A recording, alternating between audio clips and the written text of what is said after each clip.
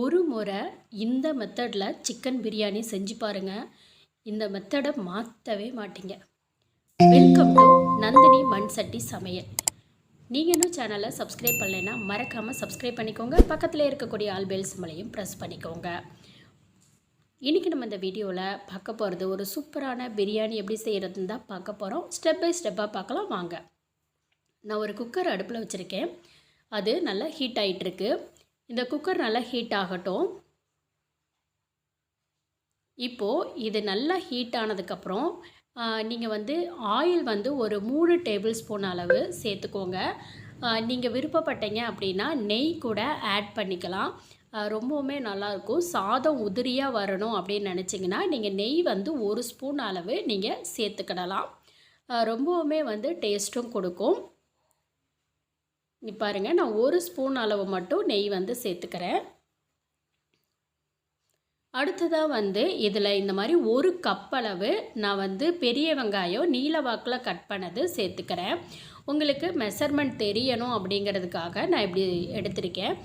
இதுவே பெரிய வெங்காயத்தில் ஒரு 2லேருந்து ஒரு 3 வெங்காயம் எடுத்துக்கலாம். இல்லைன்னா நீங்கள் கப்பு இந்த மாதிரி எடுத்துக்கிட்டிங்கன்னா அந்த கப்பில் தலை தட்டி வர மாதிரி 1 கப் அளவு பெரிய வெங்காயம் எடுத்துக்கோங்க. இது ரொம்ப முக்கியம் இந்த ஸ்டெப்பு. இந்த வெங்காயம் நல்லா கலர் சேஞ்ச் ஆகணும். கலர் சேஞ்ச் ஆகிற வரைக்குமே நீங்கள் இந்த எண்ணெயிலே வதக்குங்க.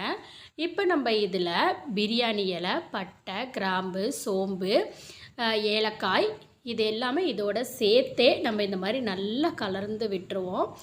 இப்படி நல்லா கலந்து விட்டு இது கலர் சேஞ்ச் ஆகிற வரைக்கும் அப்பப்போ ஒரு 2 நிமிஷத்துக்கு ஒரு வாட்டி இந்த மாதிரி பரட்டி விடுங்க. இப்போது பாருங்கள், இந்த மாதிரி நல்லா இந்த தீஞ்ச மாதிரின்னு சொல்லுவோம் பார்த்திங்களா, அந்த மாதிரி இப்படி ரெடியாக இருக்கணும் வெங்காயம். இந்த பதம் வரணும். இந்த பதம் வந்தால் தான் டேஸ்ட்டாக இருக்கும். இந்த மாதிரி பதம் வர வரைக்கும் நீங்கள் அப்பப்போ 2 டைம் கிளறி விட்டுருங்க. இப்போது இந்த மாதிரி இந்த பதம் மாறினதுக்கப்புறமா நம்ம இதில் சேர்த்த வேண்டியதை சேர்த்துக்கலாம். இதில் நீங்கள் காஷ்மீரி மிளகாய் தூள் இருந்துச்சுன்னா ஓகே, இல்லை நார்மல் மிளகாய் தூளே ஒரு 2 ஸ்பூன் அளவு நம்ம சேர்த்துக்கலாம். இதில் சேர்த்துட்டு இதையும் இந்த வெங்காயத்தோடு ஒன்றாவே அந்த எண்ணெயிலேயே நல்லா வதங்கணும். அந்த மாதிரி பரட்டி விட்டுருங்க. தேவையான அளவு உப்பு சேர்த்துக்குங்க. உப்பு சேர்த்து அதையும் இதோட ஒன்றா இந்த மாதிரி நல்லா பரட்டி விடுங்க. நீங்கள் நல்லா கலர் கொடுக்கணும் அப்படின்னு நினச்சிங்கன்னா காஷ்மீரி மிளகாய் தூள் இருக்குது இல்லைங்களா, அது நீங்கள் இதோட ஆட் பண்ணிங்கன்னா நல்ல கலர் கொடுக்கும். இல்லைன்னா நார்மல் மிளகாய் தூளே போதுமானது. இப்போ இதை நான் நல்லா கலந்து விட்டுக்கிட்டேன். இப்போது நான் எந்த கப்பில் வெங்காயம் எடுத்தோன்னா அதே கப்பில் அதே அளவு தக்காளி எடுத்துக்கிட்டேன். நல்லா பழுத்த பழமாக நீல வாக்கில் கட் பண்ணி எடுத்துக்கிட்டேன். இது அளவு ரொம்ப ரொம்ப முக்கியங்க. இந்த அளவு போட்டிங்கன்னா தான் உங்களுக்கு அந்த பிரியாணி அப்படிங்கிறது ரொம்ப டேஸ்ட்டாக இருக்கும். அதனால் இந்த மாதிரி பண்ணுங்கள். இப்போது அப்பப்போ இந்த மாதிரி நல்லா வதக்கி விடுங்க. இது நல்லா வதங்கணும். இது நல்லா இந்த மாதிரி மைய வதங்கினதுக்கப்புறம் தயிர், நல்லா கெட்டி தயிர், புளிக்காத தயிர் இதில் நீங்கள் சேர்த்துக்கோங்க. நான் ஒரு 2 டேபிள் ஸ்பூன் அளவு சேர்த்துக்கிறேன். நான் அந்த தயிரையும் இதோட ஒன்றா போட்டு நல்லா கிளறி விடுங்க. அந்த மிளகாய் தூளிலேயே இந்த மசாலாவோட இந்த தயிர் நல்லா கலக்கறணும். ஒவ்வொரு ஸ்டெப்பும் ரொம்ப முக்கியம். அது நல்லா செட் ஆனதுக்கப்புறம் தான் அடுத்த பொருள் சேர்த்தணும். அப்போ தான் அந்த பிரியாணியோட டேஸ்ட்டு ரொம்ப சூப்பராக இருக்கும். இப்போது இந்த மாதிரி நல்லா கிளறி விடுங்க. அடுப்பை கொஞ்சம் ஹை ஃப்ளேம்லேயே கூட வச்சுக்கோங்க, ஒன்றும் ப்ராப்ளம் கிடையாது. இப்போது நான் இதில் கொத்தமல்லி தழை இதில் சேர்த்துக்கிறேன். நீங்கள் கொத்தமல்லி தழை பார்த்தீங்க அப்படின்னா ஃப்ரெஷ்ஷாக சேர்த்துங்க, ரொம்ப டேஸ்ட்டாக இருக்கும். அதே மாதிரி அதே அளவு புதினா தழையும் சேர்த்துக்கோங்க. புதினா தழை தான் அந்த பிரியாணிக்கு நல்ல ஸ்மெல் கொடுக்கக்கூடியது. அதனால ஃப்ரெஷ்ஷான புதினா தழை நான் ஆரம்பத்துலேருந்து அதே கப்பு தான் எடுக்கிறேன். இதில் ஒரு அரை எலுமிச்சம்பழம் இதில் பிழிஞ்சு விட்டுக்குங்க. நான் ஆரம்பத்தில் எதில் வெங்காயம் எடுத்தனோ தக்காளி எடுத்தனோ அதிலே தான் கொத்தமல்லி புதினாவும் எடுத்திருக்கேன். அதையும் இதோட எல்லாமே கலந்து நம்ம இந்த மாதிரி நல்லா பிரட்டி விடலாம். நம்ம எலுமிச்சம்பழ சாறு கலக்கும் போதே இதோட டேஸ்ட்டு நல்லாயிருக்கும், சாதம் நல்லா உதிரியாக வரும். இப்போது இந்த மாதிரி நல்லா வந்து கலந்து விட்டதுக்கப்புறம் இதில் கரம் மசாலா தூள் ஒரு 1/2 ஸ்பூன் அளவு நான் சேர்த்துக்கிறேன். நீங்கள் வீட்டிலையே அரைச்ச கரம் மசாலா இருந்தாலும் சேர்த்துக்கலாம், இல்லைன்னா கடையில் வாங்கின கரம் மசாலா இருந்தாலும் இதில் சேர்த்துக்கலாம்.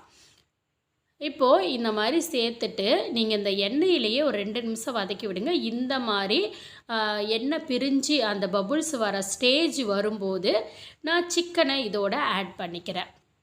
இதோட எல்லாமே க்ளீன் பண்ணி வச்சுருக்கக்கூடிய சிக்கனை இதோட ஆட் பண்ணி இதையுமே நல்லா வந்து அந்த மசாலாவோட நல்லா நீங்கள் பிரட்டி விடணும். இந்த மசாலாவிலேயே வந்து இது கொஞ்சம் நேரம் அப்படியே வந்து வேக விடுங்க. இந்த மாதிரி நல்லா பிரட்டி விட்டுருங்க. இப்படி நல்லா பிரட்டி விடணுங்க. இந்த மாதிரி நல்லா நீங்கள் பிரட்டி விட்டீங்க அப்படின்னா தான் இந்த மசாலா எல்லாம் இதோட ஒன்றா நல்லா கலக்கும். இப்படி ஒரு 2 நிமிஷத்துக்கு ஒரு வாட்டி நீங்கள் நல்லா இப்படி கிளறி விட்டுருங்க. அது நல்லா வந்து அந்த மிளகாய் தூள், கரம் மசாலா இது எல்லாமே வந்து இங்கே பாருங்கள் அந்த சிக்கனில் இறங்கும். இந்த மாதிரி மறுபடியும் அந்த எண்ணெய் விட்டு வரும். ஒவ்வொரு ஸ்டேஜும் ரொம்ப முக்கியம், அதனால தான் உங்களுக்கு ஃபுல்லாக நான் எக்ஸ்பிளைன் பண்ணுறேன். இந்த ஸ்டேஜ் வந்ததுக்கப்புறம் நம்ம வந்து தண்ணி சேர்த்துக்கலாங்க. நான் இப்போ வந்து இந்த கப்பில் தான் அரிசி எடுத்தேன், அதனால் இந்த கப்பிலே வந்து தண்ணியும் ஆட் பண்ணிக்கிறேன். இப்போ வந்துட்டு நீங்கள் ஒரு வேளை வந்து பாஸ்மதி ரைஸ் எடுத்திங்கன்னா அதை வந்து 1 டம்ளர் ரைஸுக்கு 1.5 டம்ளர் தண்ணி சேர்த்தணும், சரிங்களா? நான் 2 டம்ளர் வந்து இந்த இதில் வந்து ரைஸ் எடுத்தேன், அதனால 6 டம்ளர் வந்து தண்ணி சேர்த்துக்கிறேன். இந்த மாதிரி தண்ணி வந்து கரெக்டாக வந்து வச்சுக்கோங்க, அப்போ தான் உதிரியாக வரும், இல்லைன்னா குழஞ்சி போயிடும். ரொம்ப கம்மியாக வந்து தண்ணி வச்சாலும் ஒரு மாதிரி வந்து சாப்பாடு வேகாத மாதிரி இருக்கும்.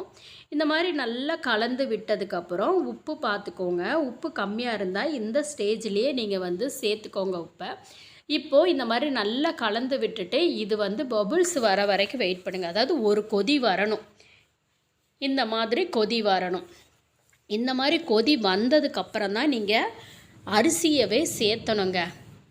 பார்த்திங்களா? இந்த மாதிரி அரிசியை நல்லா வந்து தண்ணியை வடிச்சிட்டு அரிசி சேர்த்துக்கோங்க. நீங்கள் எந்த அரிசி வேணாலும் சேர்த்துக்கலாம், பாஸ்மதி ரைஸு, பிரியாணி ரைஸு, இல்லை நார்மலாக வீட்டில் நம்ம வந்து யூஸ் பண்ணக்கூடிய சாப்பாட்டு அரிசி கூட இதோட ஒன்றா சேர்த்துக்கலாம். இந்த மாதிரி சேர்த்தனதுக்கப்புறமா நல்லா வந்து கலரி விட்டுருங்க. கலரி விட்டுட்டு இப்போ ஒரு வாட்டி உப்பு பார்த்துக்குங்க. ஏன்னா நம்ம இந்த அரிசி போட்டதுக்கப்புறம் சில சமயம் உப்பு நமக்கு குறைச்சலாக தெரிகிற மாதிரி இருக்கும். அதனால் இப்போ நல்லா கிளறி விட்டுட்டு நீங்கள் உப்பு பார்த்துக்கோங்க. உப்பு பத்தலைன்னா உப்பும் சேர்த்துக்கோங்க. இப்போது இது வந்து ஒரு கொதி வரணும். இந்த மாதிரி ஒரு கொதி வந்ததுக்கப்புறம் தான் நீங்கள் விசில் போடணும். மூடியவே போட்டு மூடணுங்க.